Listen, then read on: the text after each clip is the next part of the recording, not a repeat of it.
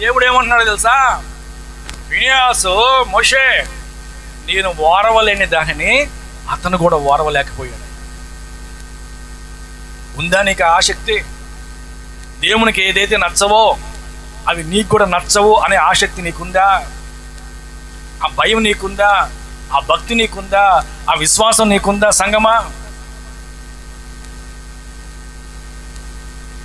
మద్యపానం కావచ్చు, మరొకటి కావచ్చు, మరొక పాపం కావచ్చు, మరొక బలహీనత కావచ్చు. దేవుడికి ఏదైతే నచ్చదో అది మాకును నచ్చదు. దేవుడు అది ఓర్వలేనిది కనుక నేను కూడా దాన్ని ఓర్వలేనని అంటే దేవుని మీద ఆసక్తి నీకుంటే, ఫినియాసుని దేవుడు ఏం చేశాడు తెలుసా?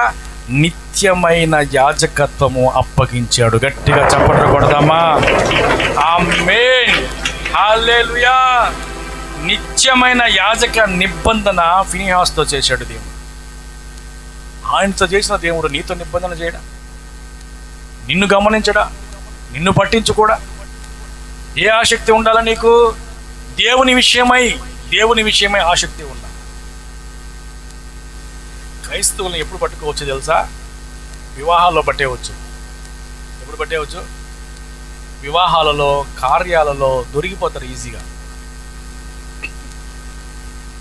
సంఘంలో వాళ్ళకంటే పవిత్రులు మరొకరు ఉండరు, వారికంటే పరిశుద్ధులు మరొకరు ఉండరు. కార్యాల్లో పోయి చూడండి, లోకంలో కలిసిపోయి ఉంటారు.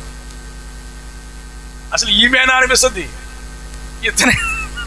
ఇతనైనా అనిపిస్తుంది మనకి. సంఘంలో మనం చూసిన వ్యక్తి ఇతనైనా అనిపిస్తుంది మనకి.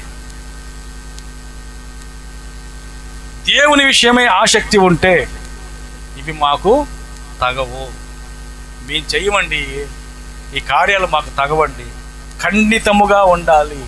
ఎందుకంటే దేవుడు గమనించే దేవుడు. హల్లెలూయా, హల్లెలూయా. యేసేపు ఖండితముగా చెప్పాడా లేదా ఆమెతో? ఈ పాపము నేను చేయనంతే, ఇది దేవునికి విరోధమైనది. వెళ్ళిపోయాడు అక్కడి నుండి. అదే మనమైతే ఇంక నుండి మొత్తం మందే, రానియే మంది అయినప్పుడు ఇంక మొత్తం మందే కదా. దేవుని విషయమే ఆసక్తి ఉండాలి సంగమా నీకు. దేవుడు నీ జీవితంలో, నీ కుటుంబంలో కార్యాలు జరిగించాలంటే దేని మీద ఉండాలా? అది దేవుడి మీద ఆసక్తి ఉండాలి. దేవుడి మీద ఆసక్తి ఉన్నప్పుడు దేవుడు కూడా నీతో నిబంధన చేయునుగాక. ఆమేన్. ఆ ఒక్క కారణం వల్ల, ఆ ఆసక్తి వల్ల ఐగుప్తు దేశానికి ప్రధానమంత్రిగా యోసేపుని చేయలా?